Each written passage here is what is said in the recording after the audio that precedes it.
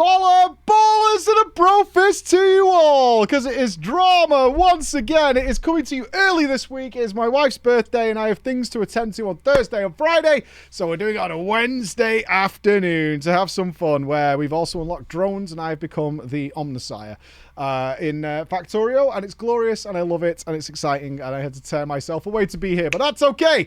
We have got 3 wonderful stories prepared for us about friendship and heroism.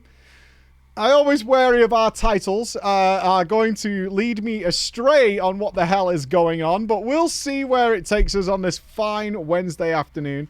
I'm sure it's going to be a glorious one. Bex has requested that she really likes this one, so we're gonna start with a Bex request. She says she really liked this one. Which is either a really bad sign for some people, or it's going to be a really nice, happy story, because Bex likes happy things. But she also likes incredibly horrible, nasty, mean things. So we'll see where it goes. So, the Hero of Redridge. One of the best zones in the game, I believe, in the old World of Warcraft is Redridge Mountains. I think it's a phenomenal place, actually. Really fun. It has an air of mystery around it, is what I would say. There's an air of mystery in that zone. Pretty good. Yeah, I think it's... I would rate it like considerably higher than Elwyn and Westfall. I like Redridge a lot. I think it's got a good vibe. It's got a good atmosphere. It's got a nice town that makes sense. It's by the river. It's all good. I like it. The knolls, the alpha knolls that are right near the town, those are, yeah, those are something else. Duskwood is still the best, for sure, but Redridge is up there. Redridge is definitely up there. All right, let's find out about the Hero of Redridge. Is this going to be someone camping, murdering people? Or is this going to be an actual friendly player, which can't be right in the good old World of Warcraft? Hello to you all, Mikey and Bex, and the gorgeous, wonderful, beautiful chat. Oh my god, you all look so good, is what it says here. Have you all been working out? Wow. Wow. No, you just look... It keeps going. No, you just look like that. All right. Feels bad for me, I guess. Yeah, you got the guilty... The guilty trend begins early today. Now, moving on. Most people who have played games like WoW or FF14 have stories. You all have a story to tell. You can share them with us at drama@preachgaming.com. Everybody has a little story that's happened. From the days back when they were little else than just newbies. When we were all getting used to the buttons and the keyboards and the mice. And some of us still are, yes. And you shouldn't be. Those days when we were innocent, pure, and let's face it, in the eyes of good players, stupid. But Mike and audience, I was different. From a young age, I knew I was destined for greatness. And today, I wish to share with you my not so humble beginnings, but the journey that I walked through the mud, through the peat, through the bogs, and to the great evil that I pushed my gamer brain to the very brink in order to vanquish. Ladies and gentlemen, it's 2006. I sat on the floor of my living room and began unwrapping my Christmas presents. Where are you from? It was Christmas Eve. Who opens their gifts on Christmas Eve? The fuck is that? Christmas Eve? What? All of Europe? Really? I have never known that. I have never known that. You open your gifts on Christmas Eve. Why wouldn't you do it on Christmas Day? What? That's so weird. All of Europe, the heathens. Yeah, the people who can't get their days right. What? Yeah, no wonder we had Brexit. This makes total sense. I would have voted for Brexit if I found out about this. I swear to God, they should have plastered that on the side of the bus. That's when we would have known. If that bus was driving around saying they opened their gifts on Christmas Eve, we would have all voted. Everybody. It would have been overwhelmingly into Brexit.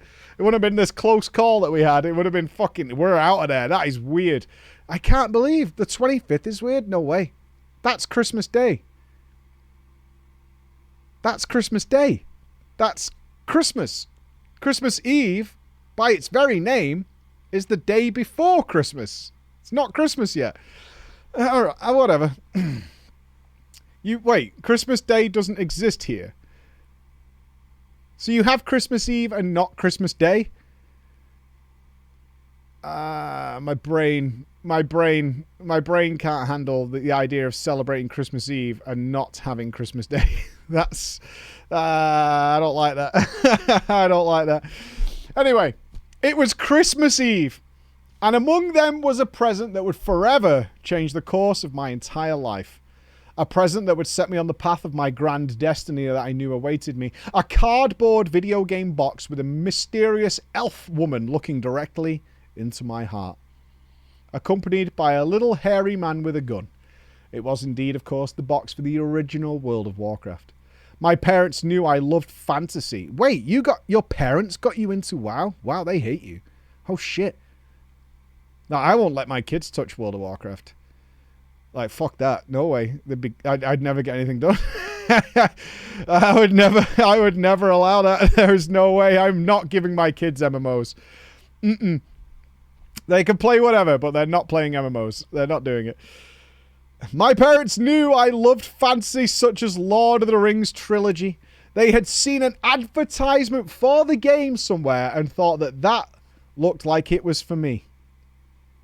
They were also smart enough to buy me a game card for 2 months of game time to see if I liked it. Although they did wrap it separately to artificially inflate the gift count. You know what? Go fuck yourself. Go fuck yourself. Because we do that. And you know why? Because kids give a shit about the amount of presents.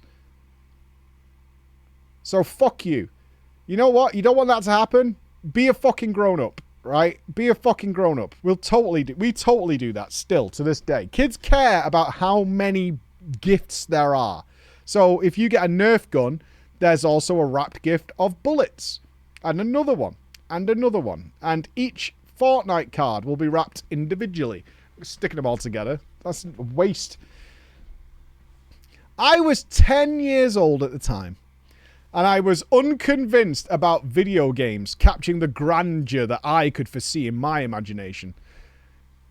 So I didn't even bother installing it. Wow. Your parents got you World of Warcraft at 10 years old and game time, and you didn't even bother installing it. You just looked at you're a 10-year-old. You looked at it and went, that looks well shit, and just left it alone. In fact, Mike, I didn't touch it until New Year's Eve. Oh, I assume for you that's when the date changes. Right? On the morning of New Year's Eve? Yeah. I attempted installing the game when I discovered that this game was something different. It wasn't what I thought it was. The first thing that blew my 10-year-old mind, 4 discs. 4 discs. My heart, I remember racing at the idea of how monumental this game would be if it came on 4 discs. If this game is as big as 4 times other games... Oh, bless you.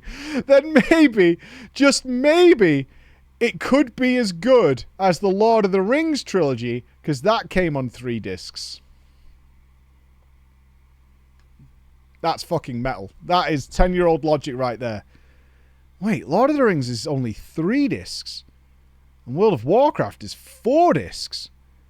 So it must be better. Huh. 6 discs for the base version? Oh, the based version. Oh, you mean Lord of the Rings? Is that with like 600 hours of extra story of more fucking smidgy little cunts walking around a wood? Oh, kill me. Fucking kill. I hate Lord of the Rings. It's so boring. The extended cut is bis. It's so boring. There's some really good scenes, don't get me wrong. There's some very... I like Helm's Deep, that was fun. But there's only so much I can watch fucking Samwise Gamgee make toast.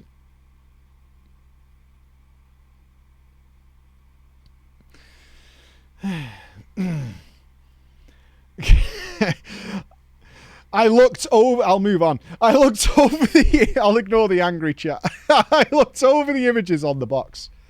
There was a dragon in a jungle, a yeti on a mountain, and a hero stood tall with a flaming sword.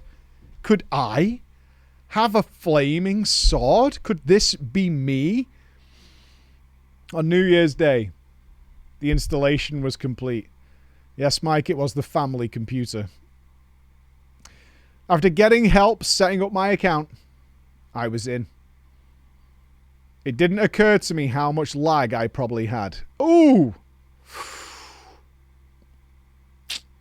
I'd play Guess That Country with you. It's now been revealed. But where in Europe would be the worst place to live in a rural area of that country in 2006 to play an online MMO? Poland? No. Oh, not Greece. No, not quite. Think colder. We're getting colder. It's frosty. Easy answer. Think Paragon. We're in Finland. We are. I lived in rural Finland on an elk farm.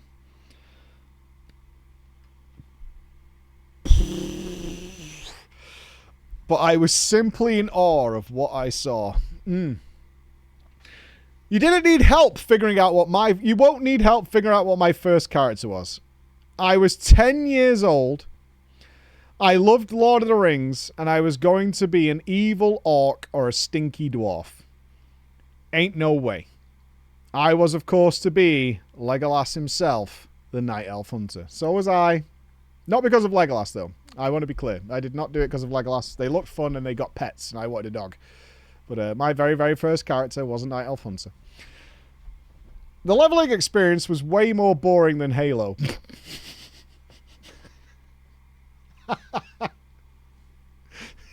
True.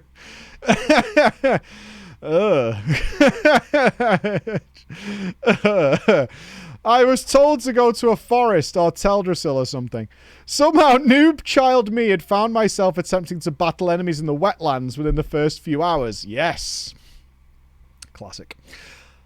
So I decided to go back where I came from, and once I hit level 10, I could tame a beast. I took one of the panthers as they looked badass. I had at this point probably played the game for a week or two. It took you a week or two to hit level 10. That's depressing. On one character as well. Okay. Now, once I had a little protection, I felt I was definitely strong enough to go to the wetlands again.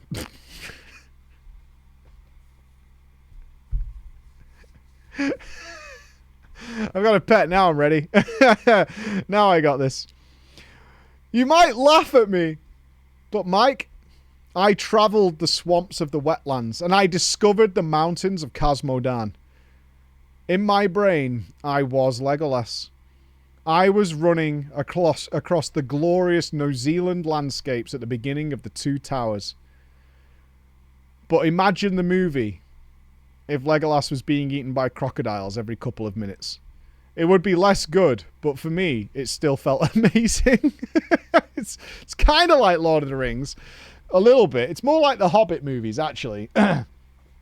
On my travels, while opening the map, I eventually reached a city of Stormwind in the Forest of Elwyn. Oh my god, you're talking like a fucking Lord of the Rings character now.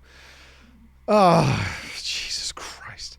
I reached a city called Stormwind in the Forest of Elwyn. And it was full of Ents that talk very, very slowly. Gripping. As I admired the city through my wheezing, dying family computer, I eventually came to find that there was nothing to kill in Stormwind, and I left. About a month passed. Something happened in the game that I didn't understand. It was called the Burning Crusade. You're that guy. Do you know how many people... You'd be amazed, right? Because we live in like the streamer world and things like that. You would be fucking amazed at how many people have no idea a new expansion is coming. It's insane. They literally just wake up one day in a game they play every day and there's a new expansion and they had no idea. It's bizarre. It's so strange. It's one of those things that I've encountered. I've seen it happen many times and I'm like, I don't know how you live your life. I cannot even remotely put myself in how you live your life. It's insanity to me that you can just be like, oh, there's a new expansion out. Cool. I had no idea what the Burning Crusade was, and it sounded high level. I have to tell you, Mike. Oh, okay. I kind of understand this. I still hadn't really understood what quests were. They often involved reading English, and unless I could kind of make out something very easy like kill 10 boars, my young Finnish brain didn't understand it. Can you not change the language to Finnish? Do they not have a Finnish client? Or did they not in vanilla? Bummer. I mean, maybe Blizzard's a lot like me back in the day and just assumes everyone speaks English because you should. So there it is. In hindsight, it must have been concerning for my English teacher because as I got better at English because of World of Warcraft, all the words I was learning were about murder. That's really funny. I wonder if she called the house. Like, I'm getting a little concerned about young Igor or whatever, or young Ivar. He is getting really much better at English, but a lot of his words involve words like slay or butcher or things like that. And I'm just a little concerned about what was going on. But I was improving, ladies and gentlemen. I was improving. And at about level 20, I found myself in the aforementioned Redridge Mountains. My journeys had taken me far, to these mountains where destiny is made. And here I would meet my nemesis. Oh, what is it going to be? Alpha Null is probably what it is. Have we got any other options? What else could be your nemesis in Redridge? Belly Grub? I don't even know what that is. Belly Grub. Is that the big orc? Is it like the one in the town near the tower? A Horde Rogue? Could be. Could be. Is that the big orc in the tower? The boar. Oh, Belly Grub the boar is a pig. I don't even remember that. I must have clapped its ass because I was fucking awesome at video games. I wasn't at Redridge Mountains, that I will be honest with. The Alliance players are well aware of the ancient evil that stalks these lands. A beast, spat out by the jailer himself from the darkest pits of the maw. A devil, carrying the stench of sulfur and blood of innocence in its dreadful wake. Is it going to be Belly Grub? I haven't seen the name yet. Travelling west of Lake Everstill. I heard its demonic squeal. That's the clue. Before I realised what was happening, two tusks like the Grim Reaper's scythe swung through the air. My health dropped to 50%. I panicked and tried to look around. Something flanked me, and it wasn't just another wolf or a giant spider. My panther jumped to my defence, and I decided to make distance. I slowly turned my head and saw my panther fall to the ground, lying in a pool of blood. Now I finally gazed at the horror itself. I saw what I was up against. Its beady eyes, like angry black opals, staring right through me. It charged, and before I knew it, I joined my pet in the sweet blissfulness of death. This was my first meeting with Belly Grub, the devil boar of Redridge Mountains. I have no idea who Belly Grub is. I have absolutely no clue who Belly Grub is. Mike, Belly Grub would come to consume months of my life. I was determined and stubborn. I didn't leave it alone or go on level. I tried to battle the beast again. And he killed me. When I actually went on the offensive, it killed me faster than it had killed me before. I knew the solution, though. I travelled to town and bought better quality arrows. I'd seen these on my travels, but decided I didn't need them. But even if I managed to hit the beast, its health bar would barely move. Bellygrub's bestial squall began to sound more like mocking laughter, taunting me to release spirit and try again, peasant. I would ask players passing by, help me. Help me against the evil pig. Sometimes, an innocent passerby would agree to help me.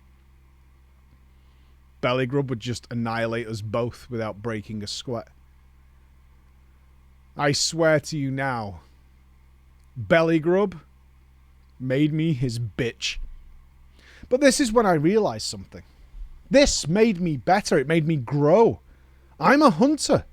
Killing the beast was not my only option. I could make him my bitch. I leveled my hunter up to 25. Dismissed my stalwart companion panther and travelled back to the western corner of the map. I found Bellygrub. I pressed the button. Tame beast.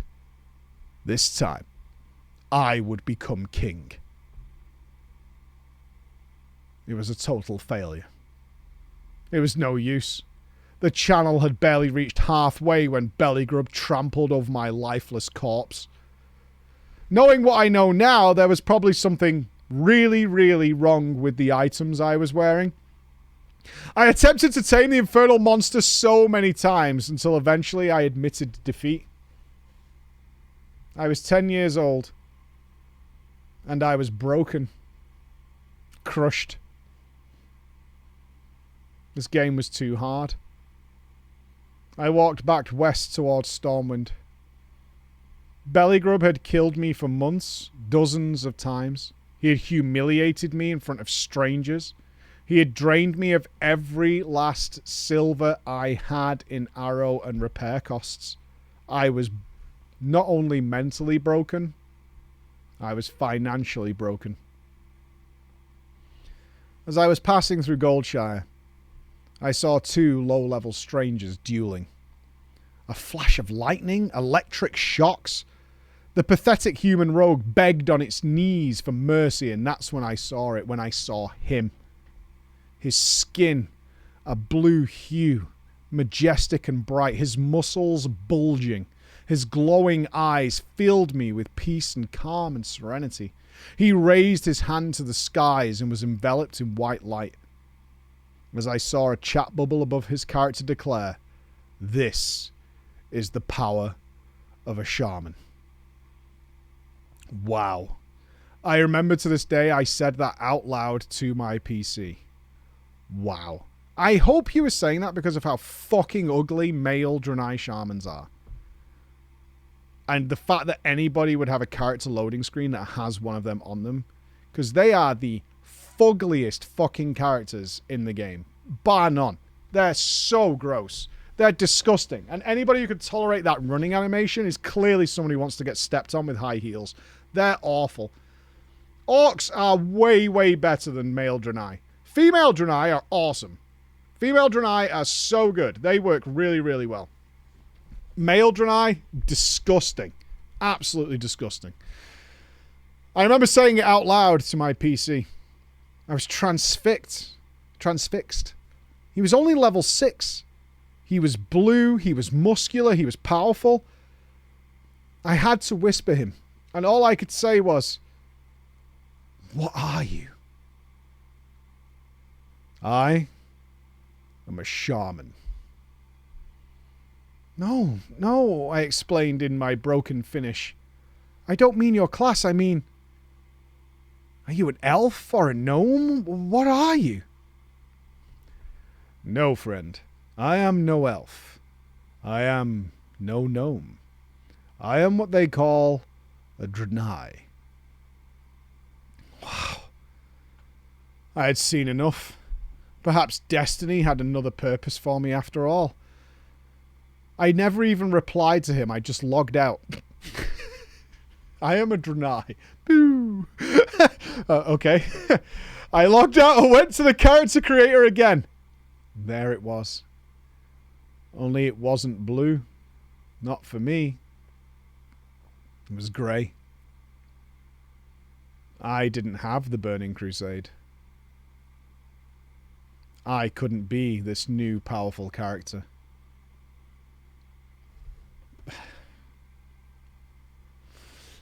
In my mind, from what I had seen, the male Draenei model was the most beautiful thing I had ever seen. I swear to you I didn't read ahead. You fucking idiot. Are you kidding me? You have a squid on your face. You look... What are you talking about? You have hoofs. You are a hoofed animal. They were so powerful. So confident. So proud. And I thought, I won't lie, quite sexy. So had you seen hentai yet? Or, like, is this what, like, opened the door? Was this, like, gateway? See? It's no good.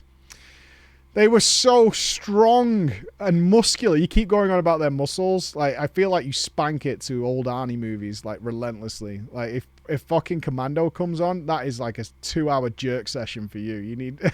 I mean... I don't know, dude. I don't know. They were so muscular and mighty. And maybe I, too, could become that strong. I could defeat Belly Grub the Beast that had been tormenting the Redridge Mountains this past month with ease with muscles like that. I begged my mother, please, please, Mommy, buy me the Burning Crusade. I explained that the game literally doesn't work anymore if you don't have it. It's broken.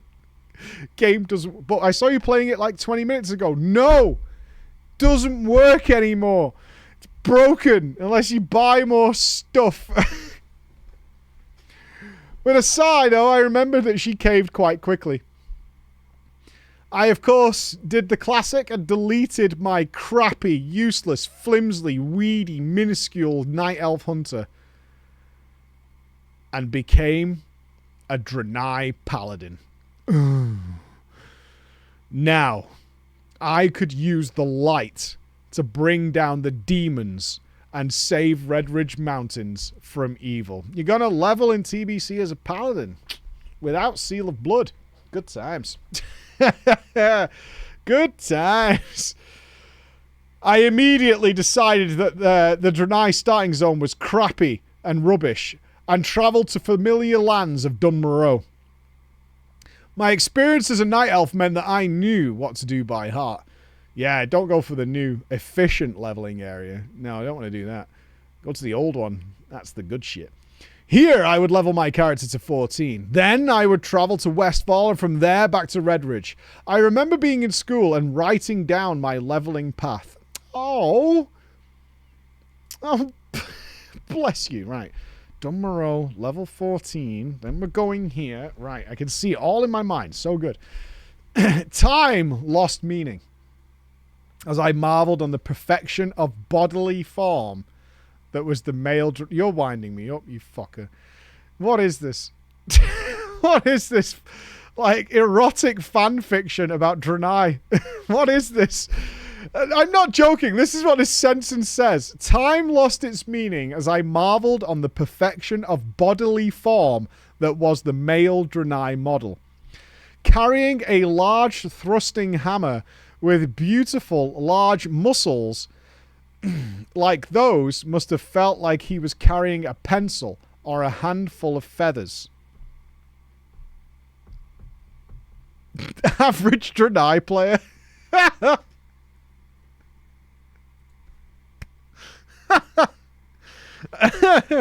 I don't know, but if someone offers to like give you a massage or something like that, just pass. Just it's all right. It's okay.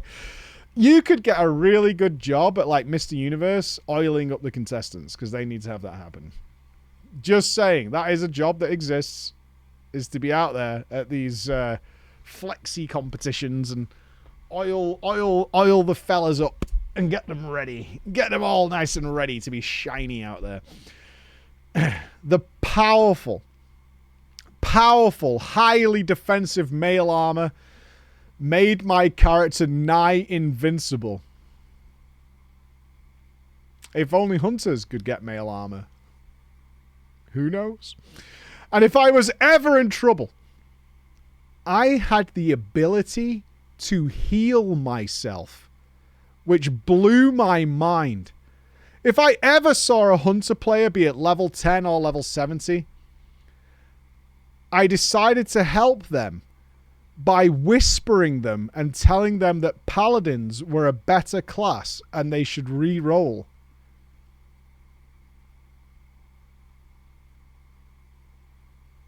You know what really makes me laugh is in your mind, I think you're being really kind. I think in your head, you're doing them a favor, and they just are listening to this whisper going, what a dick. What an absolute dick. So the time came. I walked my holy hooves over to the mountains. I don't like that. The holy hooves over to the mountains of Redridge. I knew to stay away from Bellygrub's turf until I gained yet more strength. Once I had felt that I was powerful enough, I decided it was time for not just revenge, but recompense. Standing on the hill, looking down at me, I saw it, patrolling. Bellygrub. The demon from the seventh circle of Dante's Inferno itself gazed at me. He didn't attack me yet.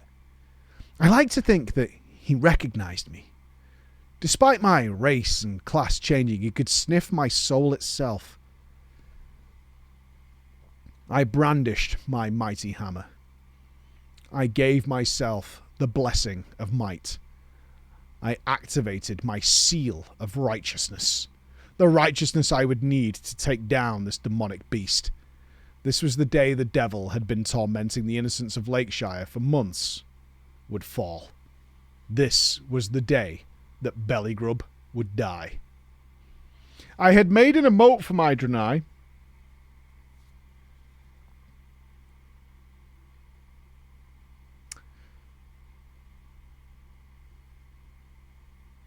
That I would use when I would get into combat. The emote was /charge and for Exodar in Yell. That's really cool. That's really cool. That's really, really cool. That's really cool. That is very, very cool. Yeah, it's very, very cool. Bellygrub charged at me, its hellish tusk clashing with my righteous hammer. We traded blows. I cast down the judgment of holy light on the monster, which it brushed off. I was dealing damage, but more importantly, I wasn't dying. Power coursed through my veins that day. It squealed a pained cry of pure evil and landed a critical strike. I was prepared for this and shielded myself with divine magics. I cast holy light and regained most of my health bar at the cost of my mana. I could see the fear and desperation in the beast's eyes. In another world, in another time, I would feel pity for the creature. Well, not today. Not knowing the blood that it had on its hooves. The memory of my hunter and the panther fueled my next few strikes. I charged up yet another seal of righteousness and cast down another holy judgment. Blood soaked my armor that day. I was battered and beaten. But I was alive. Bellygrub let out a final horrific cry and fell to the ground. I looked at that corpse and I felt like a hero. I felt like Frodo after delivering the ring to the fires of Mount Doom.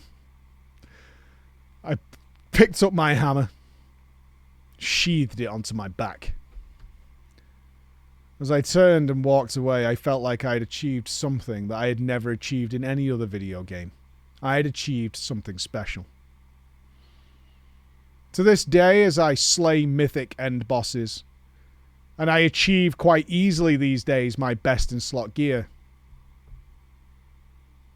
I still think of Belly Grub. Despite what I've done, this is my greatest achievement. Without Belly Grub, I wouldn't be here. In many ways, I give thanks to Belly Grub, and I only wish I could hang his tusks on the wall of my home when we eventually get it in midnight. The end. Round of applause! Round of applause! We all have those monsters in our video games, the ones that put a stop and we either give up or we push forward and we assure victory. I did it recently. I pushed hard against Alatreon and the beast fell. 4 days. 4 days. 4 days. But we got there and we crushed it and we fucking moved on. Right, let's move on ourselves here. Okay. Okay. All right. Let's, Our title here.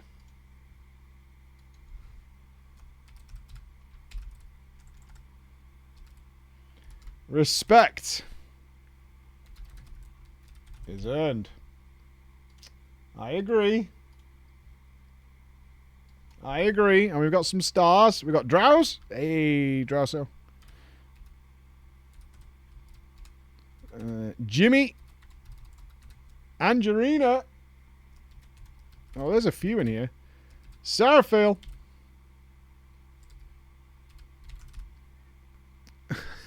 Shushoon. Oh, got it. I got a few to get in here. We might run out of room. Hold on. Vix! Hey, Vix is in. Angel Wing's back. Alright. And Talrith. I'm going to have to readjust my box size. There'll be a box readjustment. Hold.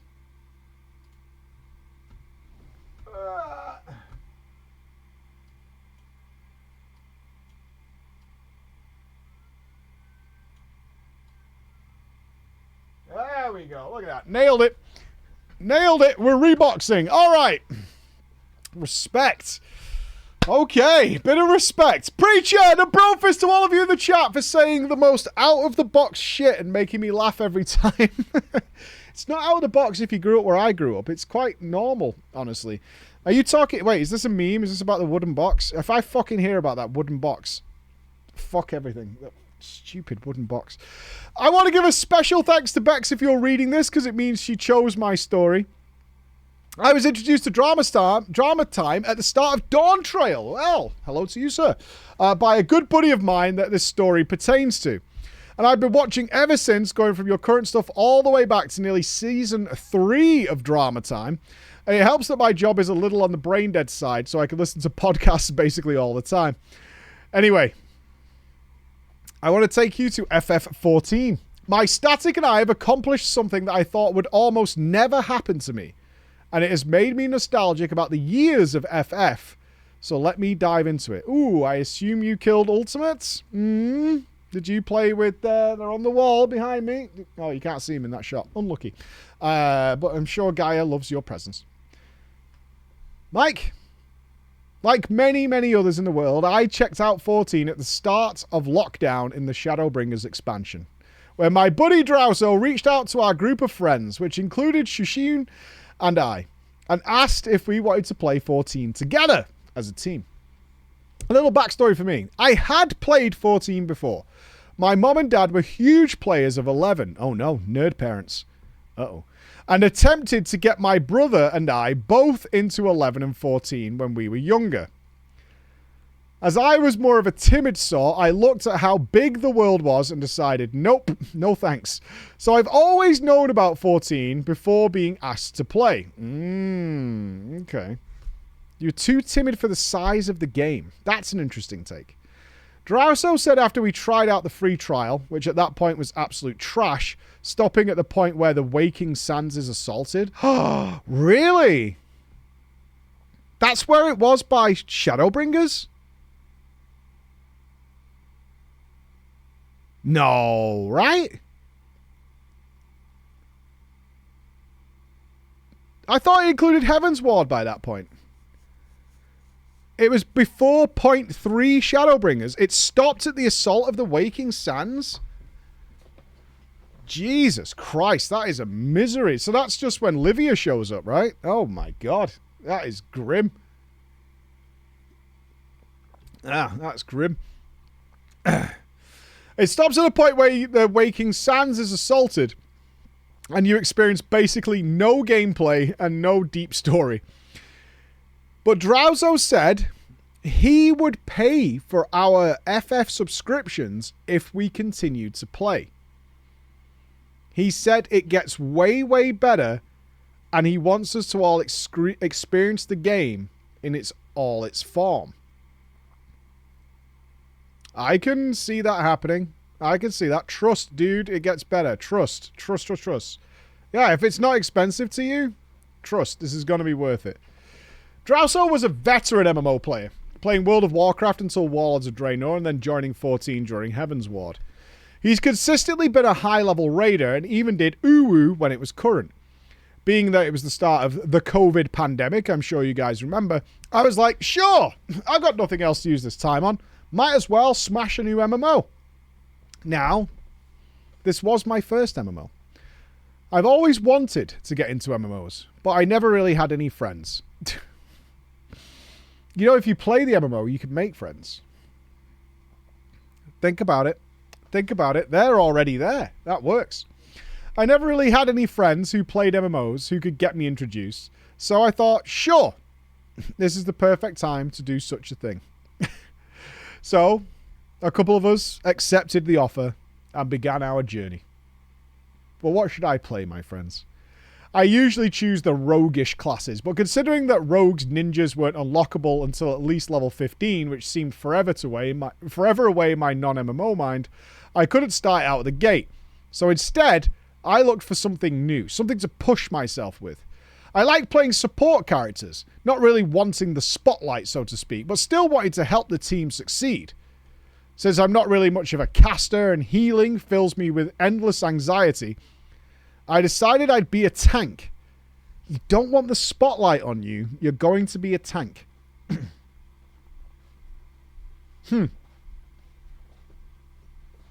That's a choice. Yeah. But which one to choose? I asked off-tank. I'm a Shirk main. But which one to choose? I read through all the descriptions and found the one that seemed perfect for me. I'm going to be a paladin. Now, I haven't played the FF14 paladin, but I have heard stories. I don't know if it's better now, but I have heard some tales of misery and woe about the story. Oh yeah. It was the classic sword and shield paladin that I knew of, and thank God I did, because warrior is dog shit at low levels, and I don't think I would have gotten very far. I did boost mine. It was pretty crap. So, class was picked, but now I had to choose a race. I felt like I had to be unique, different to everybody else. I had to fit the class aesthetic. And as I looked at the list, I stumbled upon something interesting. Now, I had played FF11, the tiniest of bits, and I knew of the Rogadin in that game, but they were only male then. However, I saw the Femro.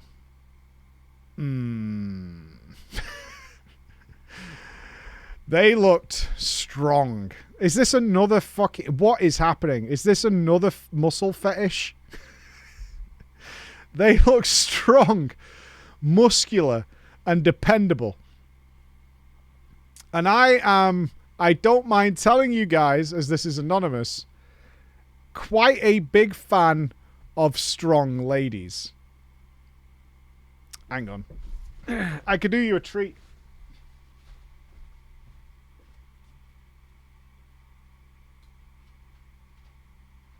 Where is our girl?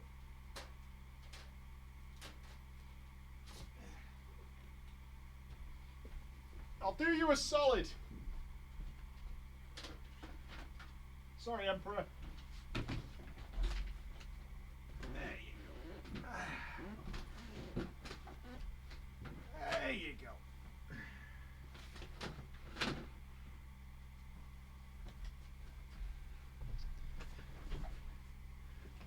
That's for you, my friend. That's for you. That's for you. She's only, what? I can't remember how tall Lady D is. 9 feet tall. I am a big fan of the strong ladies. So, that is what I wanted to be.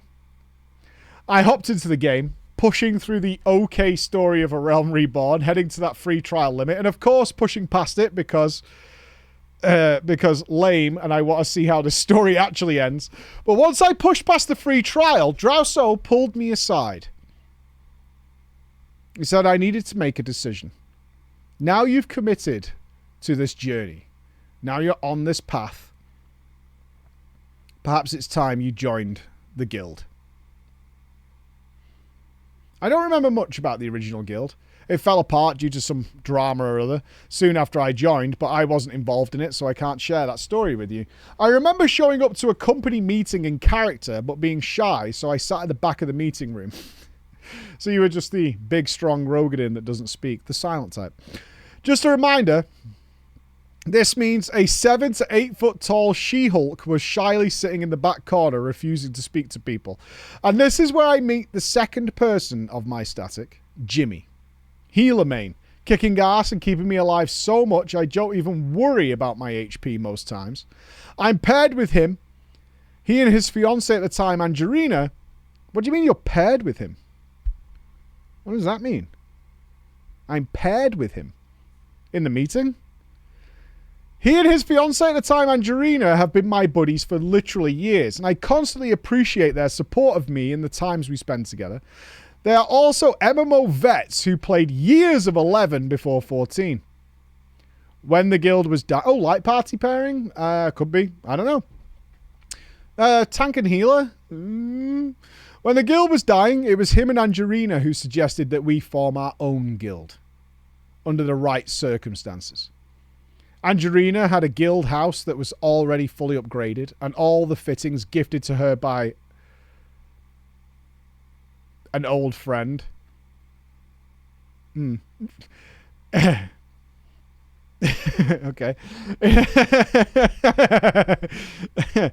In an old guild that she used to be in and still has an alt in. I am not... she's engaged. We're not casting aspersions on Angelina. No, we're not on Jimmy. I'm sure Jimmy and Angelina's relationship is rock solid. Rock solid. Nothing to be concerned about. Oh, now I know what you're going to say before... I know what you're going to say before I clarify. But it was on another server and it needed us to transfer. That's not what I was going to say. And I know, after now listening to Drama Time, that that is a really stupid fucking move. But everybody else was doing it. And it was all my friends. And there was going to be none of my friends in the guild anymore. So, what else was I supposed to do? Despite my hesitation, I agreed. I paid real cash for the transfer, and we moved to our current guild. Oh, we need a guild name. It didn't say that at the start, I don't think. We need a guild name. What's our FF guild name, ladies and gentlemen? I am, of course, looking out to our live audience here. What are we calling our FF... our paradise, our utopia. The wooden buffer box. Okay.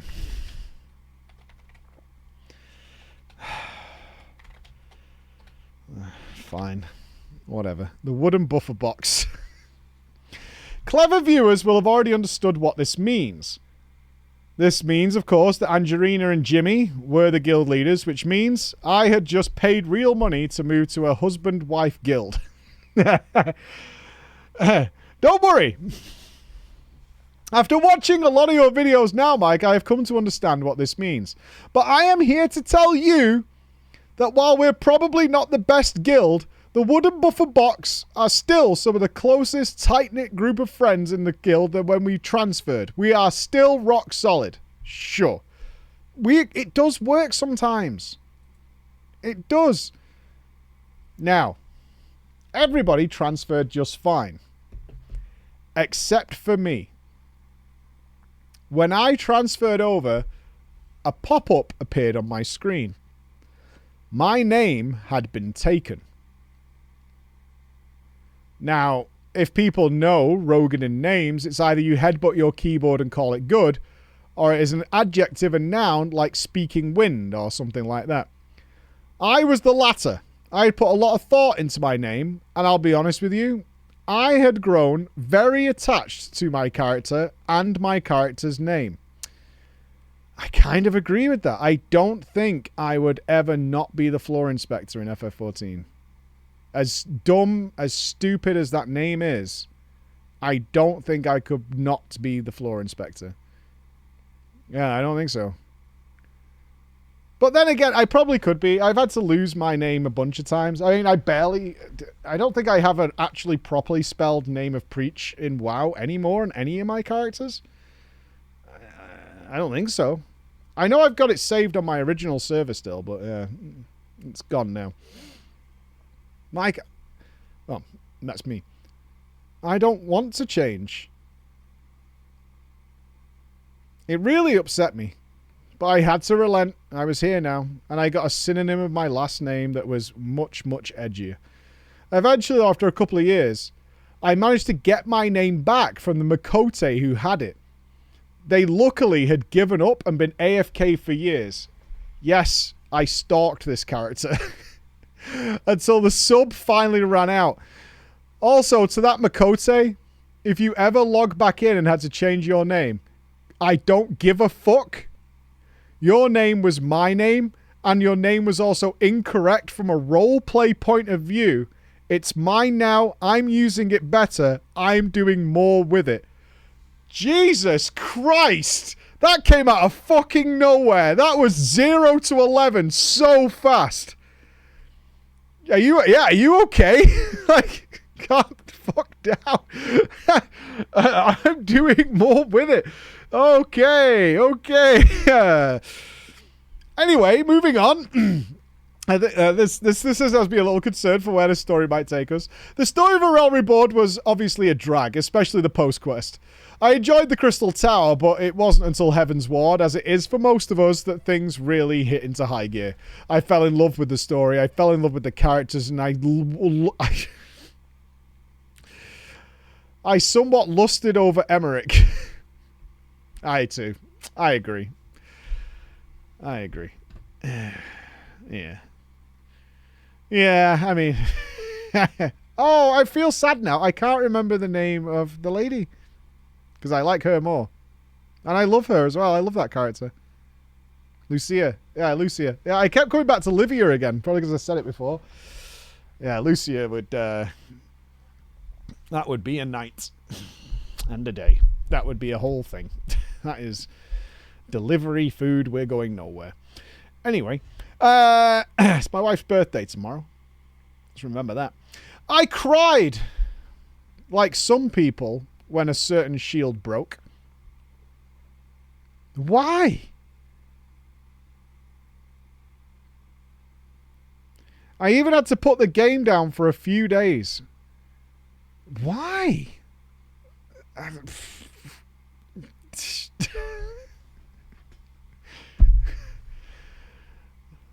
The father is way worse. The father upset me. Who died? And I bow vengeance upon the bastard that did it. I tore the eyes from the Azure Dragoon's back, and I defeated the sloppy bastard who nearly ended all my friends. Then it was Stormblood. Now, I've seen your video, and I admit Stormblood is not the best. But I had a good time. I took the fight, of course, to Garlemald. I got to see new areas, explore the world, and post-Stormblood was way better. Agreed. I still remember how much my heart sank seeing my friends taken from me, one by one. Did it sink when it happened again, though? Not for me. Not for me. Throw wide the gates, my friends. Throw wide the gates. Until my last friend, the one that I started to consider a little sister, was taken in the final moments of an epic battle. I vowed I would find that mysterious voice. The one who had taken my friends from me. I would give him a piece of my fucking mind. And so on to Shadowbringers begins.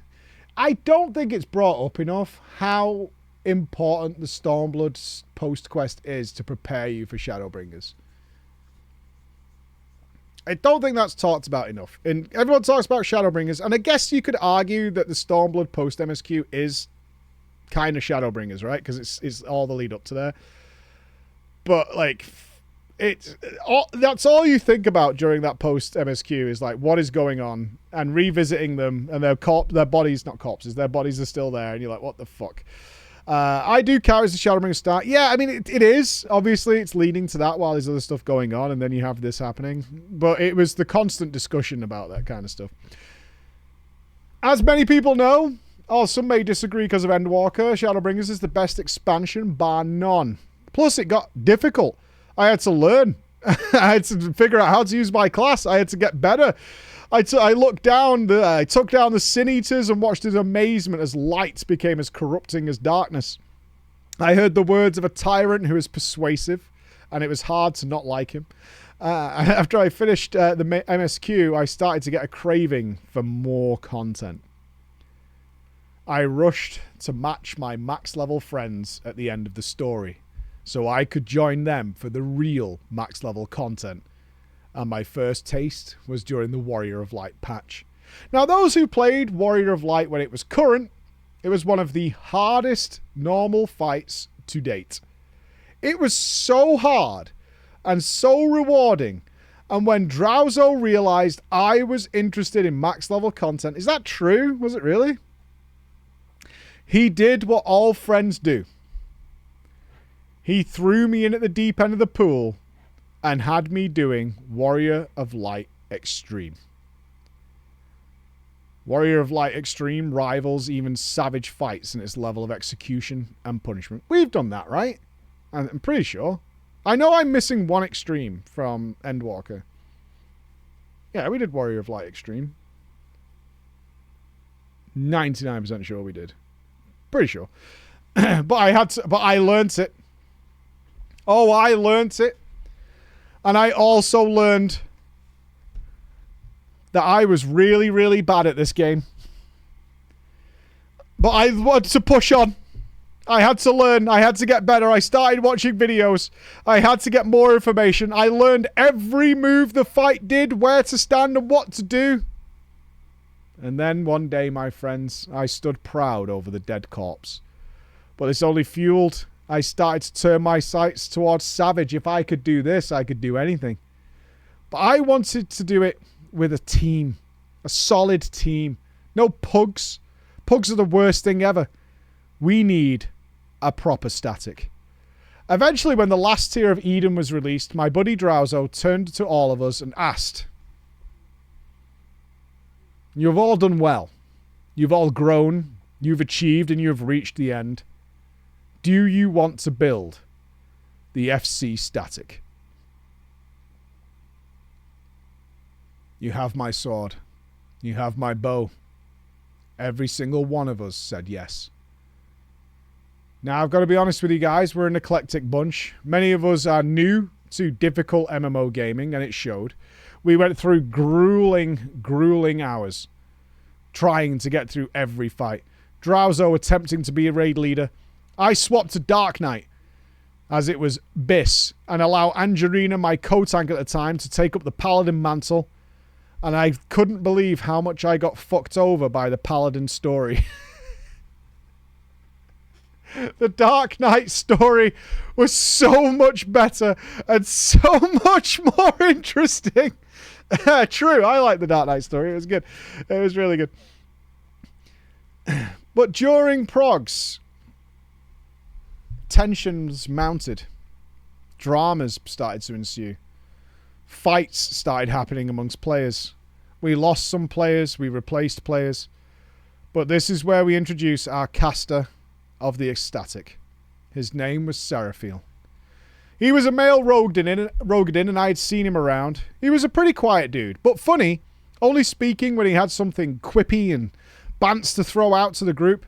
I always remember a particular moment in which I saw him as the group's primary bants maker. I was rocking some Bosnia in a player finder for some content that was overtuned and needed a lot more commitment to clear, especially since I was coming at it all late and everybody else was more powerful than me. I put out to the FC chat if anyone wanted to rock some Bosnia with me, and Seraphiel said yes. I see him appear at the other end of the beach coming to join the group. I watched his orange name approach and I see that he has a brand new glam. I'm like, cool. I can't wait to see what glam he's got. Oh my. As he approaches, his red mage rapier in hand, flowing shiny red wizard robe, I look up to his face and I just see two yellow eyes. For those who don't know, there are people called dwarfs in FF14. If you know Final Fantasy or Kingdom Hearts, they look a lot like Vivi. They completely shade their face, so it's just a black blob with two yellow eyes. Now, as you can imagine, Seraphiel, who is 7 or 8 feet tall, a beefcake, again with the muscles, a beefcake of a man with that face, it was the funniest shit I've ever seen. You've never been to the Crawler household, sir. You've never seen a braggart on a glam adventure. That's what you've not seen. To this day, he has never changed that glam.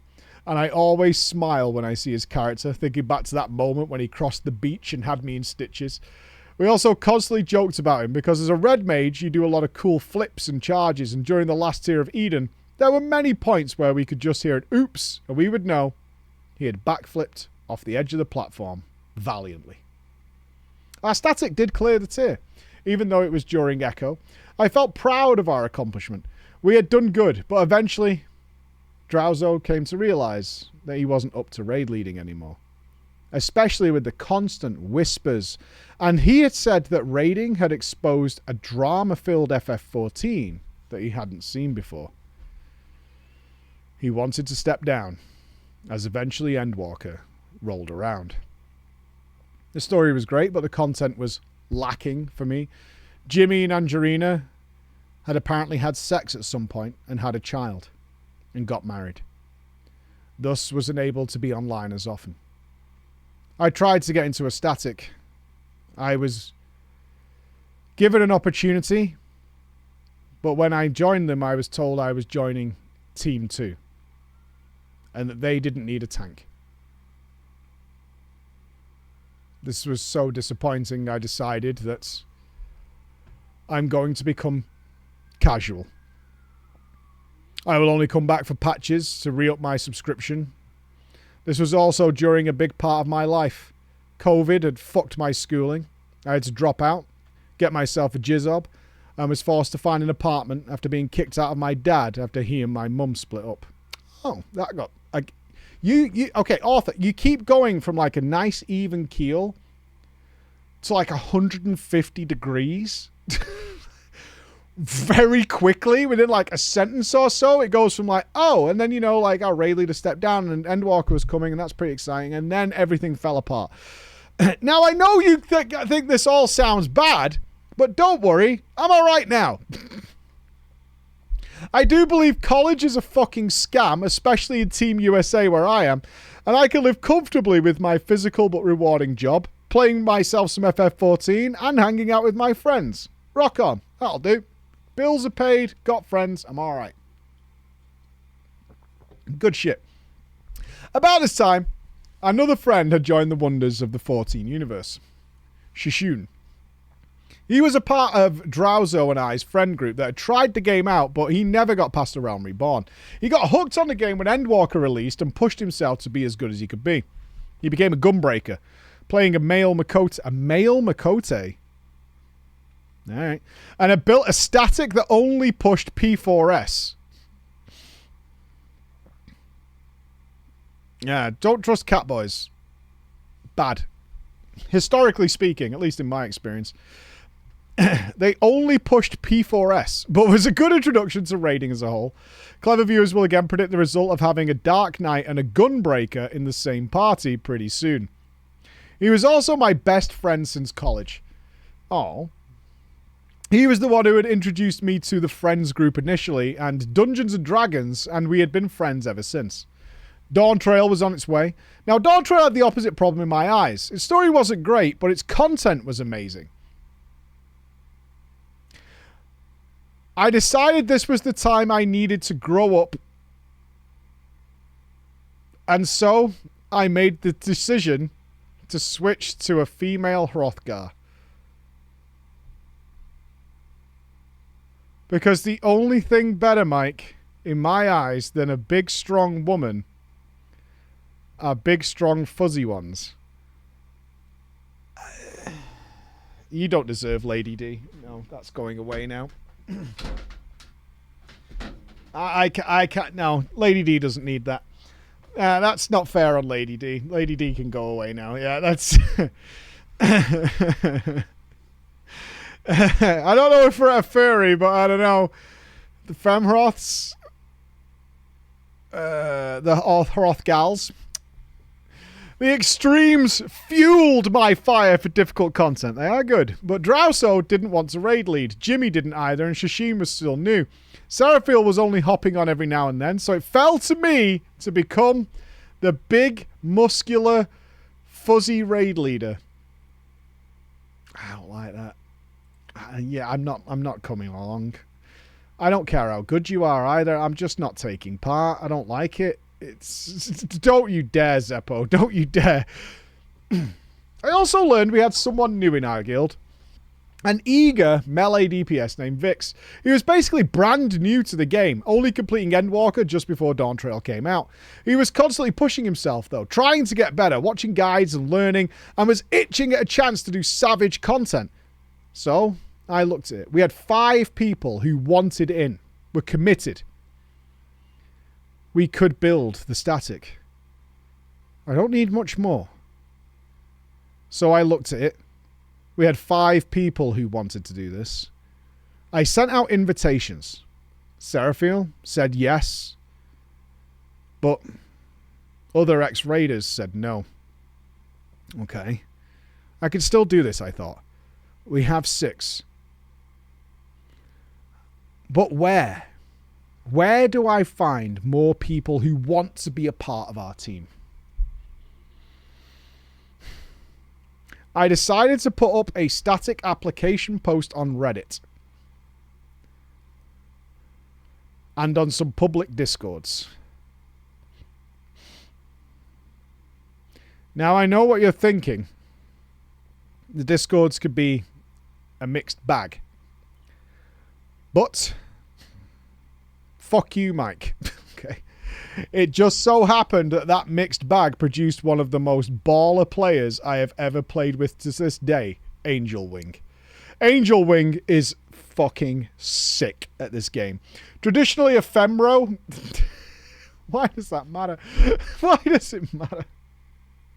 As long as they're not a Lala, it's fine. He joined us on a Vieira alt, saying that he liked our times and wanted to learn the callouts for his own raid team. It doesn't matter! He also did Ultimate Clear for ones as a leisurely activity in Party Finder when he had free time. So when he applied to our static for the ranged physical DPS spot, I didn't think he was sticking around for what I was offering. Most of us were rusty, having only raided in Shadowbringers, clearing the tier late. The other 2, Shashun and Vix, were basically fresh off the boat, not having really done anything current. There was also one more thing. He was traditionally a tank main. He was one of the best tanks I've ever heard of, so I felt intimidated. And I knew that I might not be able to prove myself. So I had to make sure I didn't disappoint. But that only leaves us with 7. One more. We put out another post, Reddit and the Discords, and we caught ourselves a little fish, Talrith. Thankfully, Talrith was another Femro. Are you building a raid team or some sort of muscle orgy? Thankfully, Talrith is a Femro. Thank God. Because otherwise, we can't do it, right? Without that. We can't do that. Why not? He was also a pure newbie. Not a newbie to the game, mind. He had played MMOs for a long time, but he was a socialite. A self-described socialite. He never really did any harder content, and when he saw my post, he said, sure, I can come and hang out with you guys for a bit. At first he thought we were just going to do some extremes, and then he would go back to the same old of hanging around in Limsa. But that changed after. What he then realised was a trial. We said, so we'll see you back next week, right? Only then, as I found out, he went back and reread the post and realised that this was way, way more than he had actually originally signed up for.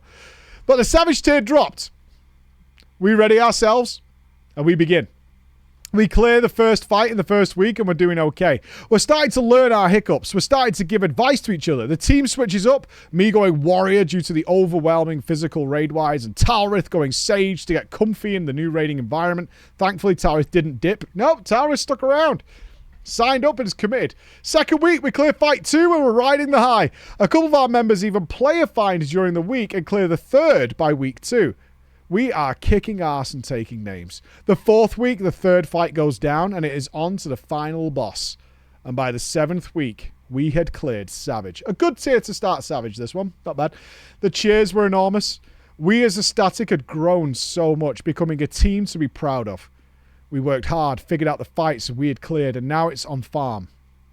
But that farm is fast. And we were probably left with a whole raid day off. So, in order to not let our team fall apart, my friends, I turn my eyes, and what do I see before me? Ultimate. I'd heard tell, rumour, legacy on scroll. This is the hardest stuff in the game.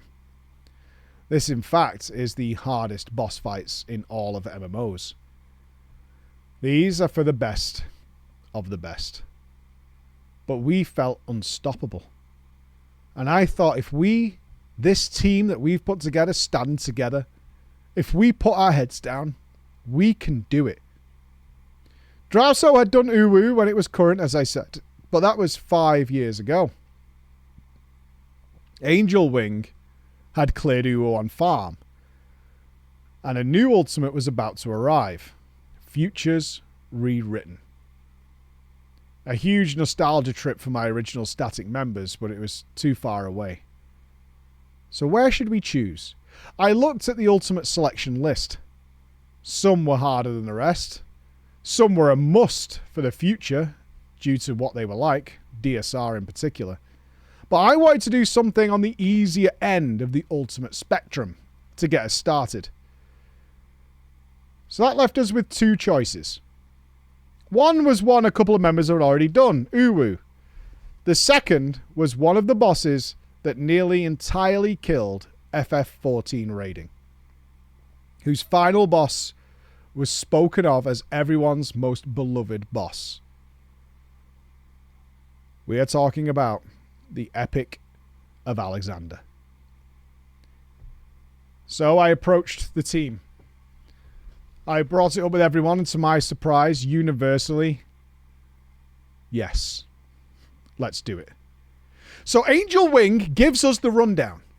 What we needed to do, what we had to learn, what we had to study, and we got to work.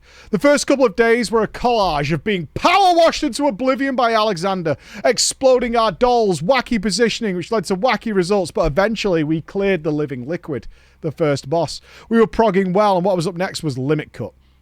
Now, those who know Limit Cut know it's a serious prog point. It was our first real trio. Now, of course, if you don't know, trios are mechanics, for those who don't know, where the boss is completely untargetable and you are given a role, and you must fulfill that role precisely. If anyone fails, it is highly likely the entire party will wipe. For Limit Cup, you get a number between 1 and 8. You go with your other paired numbers, and in numerical order, Cruise Chaser will cleave or dash you, so you have to ensure a proper order of soaking and cleaves and dashes. At first, of course, because most of us had never seen a trio in our lives, it was chaos. But eventually we started to get through it. Deaths happened less frequently. And closer to the end, then we saw the transition had begun Brute Justice and Cruise Chaser. This twin boss fight required us to make every specific movement throughout the entire fight, but that was the easy part. The hard part is when Brute Justice applies to the party. This is a mechanic called Nisus? Nicely done.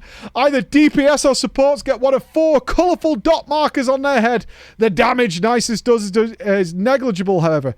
It becomes a game of hot potato, passing Nisus from person to person throughout the entire fight.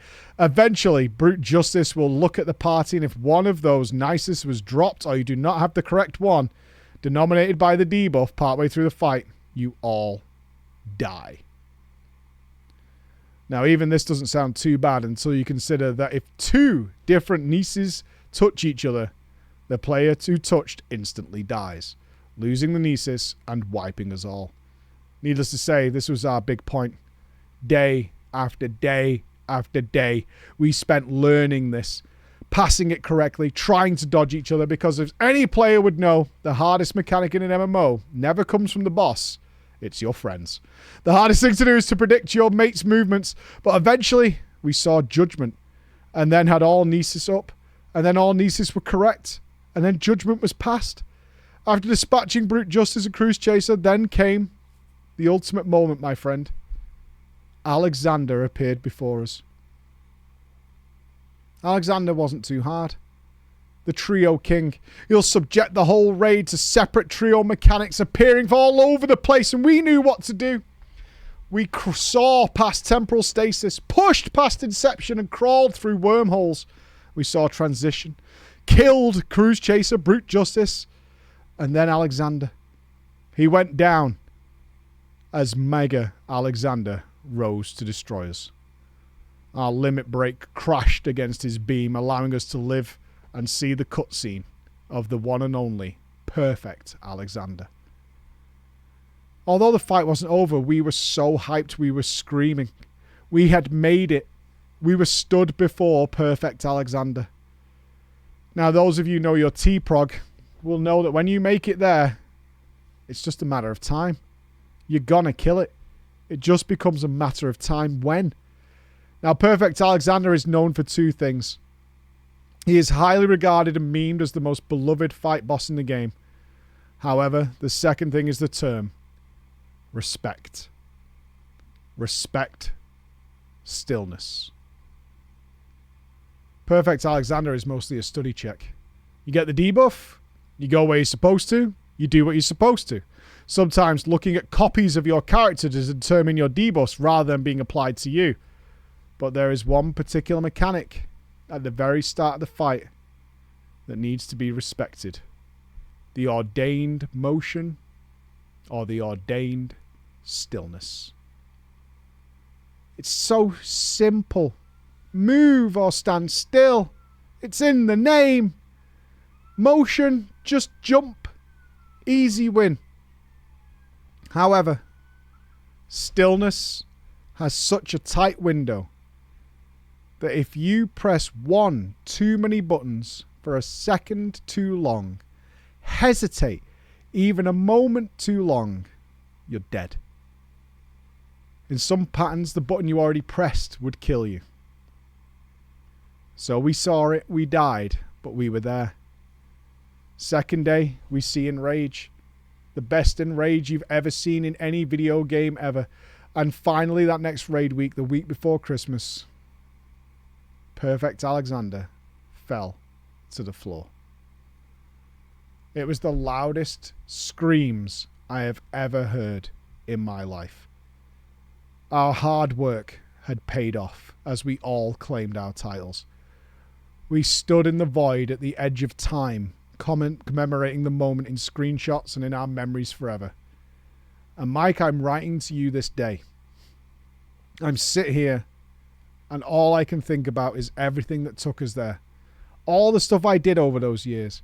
Remembering how I got to this moment and how many people helped me reach a state of gaming that I didn't know was even possible, and a closeness with other players that you just can't find in the real world. I'm smiling typing this. I know it's just the beginning, and I can't wait to see what comes next. Thank you, Preachbex and chat, and I hope you all have a great day, and I want you to know, sometimes just try making some friends and then see where that road takes you. Goodbye until the next Ultimate Falls. That was not a drama-filled tale, but what a lovely tale. That was lovely. That was a really lovely story. It's rare we get a really lovely story on Drama Time. It's very rare, but it's true. And the living proof is the community right here, many of which meet each other constantly, regularly. Nothing to do with me. Nothing to do with me. I'll travel the world and say hi and play games together. And I'm regularly, constantly hearing messages of how Bex has been doing blah, blah, blah with somebody else and playing this and that with somebody else. And they have game nights and D&D nights. And Zoe's in a box for some reason. And all these kind of things are happening and all those kind of things. Yes, it's well worth getting into the community because I agree. I never found any of my real life friends who played games like I did. I can't do one more story. I was supposed to finish this 43 minutes ago because I have things to buy for my wife's birthday from a shop that closes in 17 minutes now. I did leave myself an hour. But there we go. Here's one of them. So, as a reminder, I am not here tomorrow or Friday. We're back on Monday. We might be here Sunday. Chris has got some things that I might need to do on Sunday, so I might be here then. Other than that, we'll be back on Monday, and it is the race to rocket launch because Wilds is coming, and we're running out of time. But we're going to get it sorted, all right? We're going to get it sorted, and we're going to save the world. It's got to be good. See you, Lord of the Rings hater. I mean, you could put Lord of the Rings in like a good 2-hour movie, or two movies is enough. 2 movies is enough. Well, for that, good night and goodbye, and I will see you in a few days. Bye, guys.